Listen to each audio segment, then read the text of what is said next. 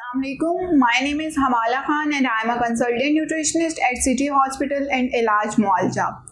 मैंने बहुत सारे लड़कियों को PCOS का शिकार देखा और उनके हार्मोनल इश्यूज बहुत ज़्यादा बढ़ते जा रहे हैं। आज हम अपनी इस वीडियो में PCOS के ट्रीटमेंट के बारे में बात करेंगे। इलाज मुआलजा के YouTube चैनल को सब्सक्राइब करें और बेल के आइकन को प्रेस करें।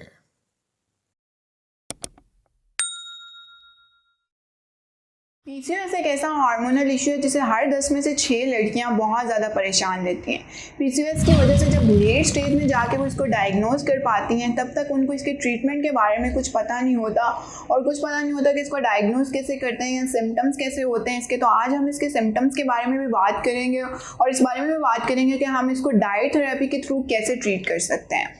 बहुत सारी लड़कियों में ये सिम्टम्स देखे जाते हैं कि उनके फेशियल हेयर्स में जो ग्रोथ है वो बहुत ज़्यादा हो जाती है, मेल लाइक पैटर्न्स उनमें देखे जा रहे होते हैं। इसके साथ साथ बहुत सारी लड़कियां इस बात की शिकायत करती हैं कि उनका वज़न जो है वो नॉर्मल से बहुत ज़्यादा हो रहा होता है और वो वज़न जो है वो एक इंस्टेंट रेंज में, एक ग्रेजुअली नहीं, वो एकदम से उनका वज़न बहुत ज़्यादा बढ़ जाता है। इसके साथ साथ बहुत सारी लड़कियाँ इस बात की भी शिकायत कर रही होती हैं कि उनके मेंस्ट्रुएशन जो है वो बहुत ज़्यादा डिस्टर्ब रहने लग जाती है। अगर आप इन साइंस एंड सिम्टम्स में से कोई भी फिजिकल साइन फेस कर रहे हैं तो ज़रूर आप अपने गायनाकोलॉजिस्ट से कंसल्ट करें और उसके बाद एक न्यूट्रिशनिस्ट के साथ कंसल्ट करके डाइट थेरेपी की तरफ आएँ।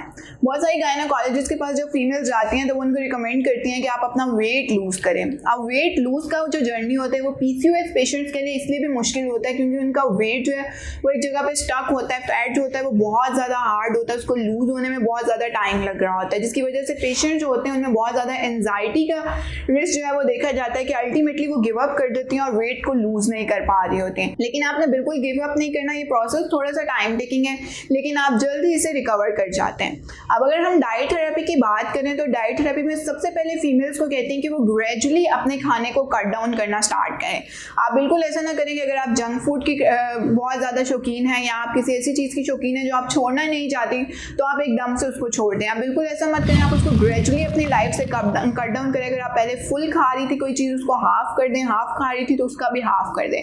बहुत सारी लड़कियां जो PCOS का शिकार होती हैं उनको मैंने जंक फूड और फास्ट फूड की कंजम्पशन बहुत ज़्यादा देखी है उनमें। तो बिल्कुल आप फास्ट फूड को अपना रिस्ट्रिक्ट एकदम से ना करें लेकिन कर ज़रूर दें। लेकिन अपने फास्ट फूड और जंक फूड की कमी को आप बिल्कुल ग्रेजुअली कट डाउन करें। इसके साथ साथ अपने पोर्शन साइजेस को बढ़ा लें। एंजाइटी अटैक की वजह से आप बिल्कुल ऐसा ना करें कि आप अपना खाना बिल्कुल स्किप कर दें, मील स्किप करना शुरू कर दें या ये सोचें कि हम खाना नहीं खाएंगे तो हम जल्दी पतले हो जाएंगे। ऐसा बिल्कुल नहीं है। आपके बॉडी को न्यूट्रिएंट्स की हर हाल में ज़रूरत रह रही होती है जो आप खाने के थ्रू उन्हें प्रोवाइड कर सकते हैं। PCOS पेशेंट्स को डाइट थेरेपी में वेट लूज के साथ साथ हम एक सीड साइक्लिंग का प्रोसेस है जो रिकमेंड करते हैं, जो कि बहुत इंपॉर्टेंट ट्रीटमेंट है PCOS फीमेल्स के लिए। इसमें सबसे पहले ऐसे होता है कि 4 तरह के सीड्स होते हैं जिसमें फ्लेक्स सीड्स आते हैं, पंपकिन सीड्स आते हैं, सेसमी सीड्स आते हैं और इसके साथ साथ आपके पास सनफ्लावर सीड्स आते हैं। आप फ्लेक्स सीड्स की बात करें तो ये अलसी के बीज होते हैं। इसके साथ साथ पंपकिन सीड्स जो है वो हमारे पास कद्दू के बीज होते हैं, सेसमी सीड्स हमारे पास सफ़ेद तिल होते हैं और इसके साथ सनफ्लावर सीड्स हमारे पास सूरजमुखी के बीज होते हैं। ये 4 तरह के सीड्स होते हैं जिनको हम एक प्रोसेस के थ्रू कंज्यूम कर रहे होते हैं। आप अपनी न्यूट्रिशनिस्ट की रिकमेंडेशंस के मुताबिक इसको कंज्यूम कर सकते हैं, जिसमें आपने सुबह निहार मुँह अपने पहले 14 डेज़ के लिए फ्लेक्स सीड्स और पंपकिन सीड्स का इस्तेमाल करना है और उसके बाद नेक्स्ट 14 डेज़ आपने सेसमी सीड्स और सनफ्लावर सीड्स का इस्तेमाल करना है। इसकी कितनी कंसनट्रेशन आपको लेनी चाहिए, कितनी क्वांटिटी लेनी चाहिए, ये आपकी न्यूट्रिशनिस्ट आपकी बॉडी वेट, हाइट और आपकी मेंस्ट्रुएशन को देखते हुए आपको रिकमेंड करेंगी। इसके साथ साथ जब आप इस फीड साइकिलिंग को स्टार्ट कर देंगे और बिल्कुल 3 महीने से 4 महीने के दौरान ही आपकी मेंस्ट्रुएशन रेगुलर होना स्टार्ट हो जाएगी।